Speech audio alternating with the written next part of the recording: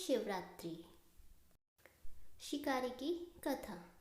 एक बार पार्वती जी ने भगवान शिव शंकर से पूछा, ऐसा कौन सा श्रेष्ठ तथा सरल व्रत पूजन है जिससे मृत्युलोक के प्राणी आपकी कृपा सहज ही प्राप्त कर लेते हैं। उत्तर में शिव जी ने पार्वती को शिवरात्रि के व्रत का विधान बताकर यह कथा सुनाई। एक बार चित्रभानु नामक एक शिकारी था। पशुओं की हत्या करके वह अपने कुटुंब को पालता था।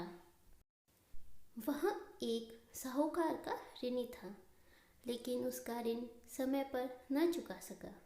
क्रोधित साहूकार ने शिकारी को शिव मठ में बंदी बना लिया।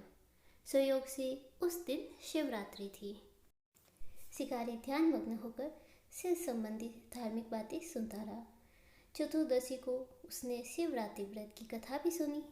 संध्या होते ही साहूकार ने उसे अपने पास बुलाया और ऋण चुकाने के विषय में बात की।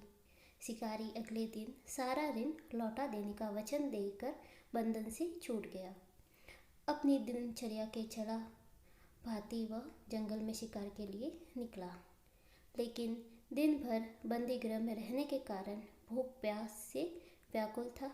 शिकार करने के लिए वह एक तालाब के किनारे बेल वृक्ष पर पड़ाव बनाने लगा। बेल वृक्ष के नीचे शिवलिंग था जो बेल पत्रों से ढका हुआ था। शिकारी को उसका पता न चला। पड़ाव बनाते समय उसने जो टहनियाँ तोड़ी वे संयोग से शिवलिंग पे गिरी। इस प्रकार दिन भर भूखे प्यासे शिकारी का व्रत भी हो गया और शिवलिंग पर बेलपत्र भी चढ़ा गए। एक पहर रात्रि बीत जाने पर एक गर्भिणी मृगी तालाब पर पानी पीने पहुंची। शिकारी ने धनुष पर तीर चढ़ाकर जो ही प्रत्यंचा खींची। मृगा बोली, मैं गर्भिणी हूँ, शीघ्र ही प्रसव करूँगी। तुम एक साथ 2 जीवों की हत्या करोगे, जो ठीक नहीं है। मैं बच्चे को जन्म देकर शीघ्र ही तुम्हारे समक्ष प्रस्तुत हो जाऊंगी, तब मार लेना। शिकारी ने प्रत्यंचा ढीली कर दी और मृगी जंगली झाड़ियों में लुप्त हो गई। कुछ ही देर बाद एक और मृगी इधर से निकली। शिकारी की प्रसन्नता का ठिकाना न रहा। समीप आने पर उसने धनुष पर बाण चढ़ाया। तब उसे देख मृगी ने विनम्रतापूर्वक निवेदन किया, हे पार्थी, मैं थोड़ी देर पहले ऋतु से निवृत्त हुई हूँ, कामातुर विरहिणी हूँ, अपने प्रिय की खोज में भटक रही हूँ। मैं अपने पति से मिलकर शीघ्र ही तुम्हारे पास आ जाऊंगी। शिकारी ने उसे भी जाने दिया। 2 बार शिकार को खोकर उसका माथा ठनका। वह चिंता में पड़ गया। रात्रि का आखिरी पहर बीत रहा था। तभी एक अन्य मृगी अपने बच्चों के साथ उधर से निकली। शिकारी के लिए यह स्वर्णिम अवसर था। उसने धनुष पर तीर चढ़ाने में देर न लगाई। वह तीर छोड़ने ही वाला था कि मृगी बोली, हे पार्थी, मैं इन बच्चों को इनके पिता के हवाले करके लौट आऊंगी। इस समय मुझे छोड़ दो। तब शिकारी हंसा और बोला, सामने आए शिकार को छोड़ दूं? मैं ऐसा मूर्ख नहीं। इससे पहले मैं 2 बार अपना शिकार खो चुका हूँ। मेरे बच्चे भूख प्यास से तड़प रहे होंगे। उत्तर में मृगी ने फिर कहा, जैसे तुम्हें अपने बच्चों की ममता सता रही है, ठीक वैसे ही मुझे भी।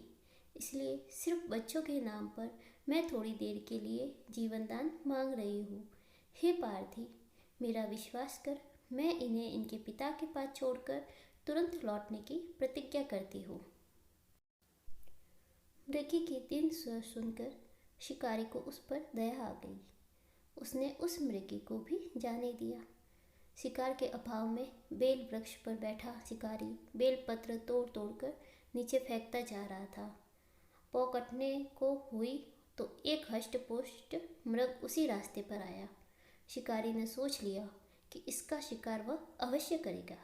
शिकारी की तनी प्रत्यंचा देखकर मृग विनीत स्वर में बोला, हे पार्थी भाई, यदि तुमने मुझसे पूर्व आने वाली 3 मृगियों तथा छोटे छोटे बच्चों को मार डाला है, तो मुझे भी मारने में विलम्ब न करो, ताकि मुझे उनके वियोग में एक क्षण भी दुख न सहना पड़े। मैं उन मृगियों का प्रतिपति हूँ। यदि तुमने उन्हें जीवन दान दिया है तो मुझे भी कुछ क्षण का जीवन देने की कृपा करो। मैं उनसे मिलकर तुम्हारे समक्ष उपस्थित हो जाऊंगा। मृगी की बात सुनते ही शिकारी के सामने पूरी रात का घटनाचक्र घूम गया। उसने सारी कथा मृग को सुना दी। तब मृग ने कहा, मेरी तीनों पत्नियां जिस प्रकार प्रतिज्ञाबद्ध होकर गई है, मेरी मृत्यु से अपने धर्म का पालन नहीं कर पाएगी। अतः जैसे तुमने उन्हें विश्वास पात्र मानकर छोड़ा है, वैसे ही मुझे भी जाने दो। मैं उन सब के साथ तुम्हारे सामने शीघ्र ही उपस्थित होता हूँ। उपवास, रात्रि जागरण तथा शिवलिंग पर बेलपत्र चढ़ाने से शिकारी का हिंसक हृदय निर्मल हो गया था। उसमें भगवत शक्ति का वास हो गया था। धनुष तथा बाण उसके हाथों से सहज ही छूट गया। भगवान शिव की अनुकंपा से उसका हिंसक हृदय कारुणिक भावों से भर गया। वह अपने अतीत के कर्मों को याद करके पश्चाताप की ज्वाला में जलने लगा। थोड़ी ही देर बाद वह मृग सहपरिवार शिकारी के समक्ष उपस्थित हो गया ताकि वह उनका शिकार कर सके। किंतु जंगली पशुओं की ऐसी सत्यता, सात्विकता एवं सामूहिक प्रेम भाव देखकर शिकारी को बड़ी ग्लानि हुई। उसके नेत्रों से आंसुओं की झड़ी लग गई।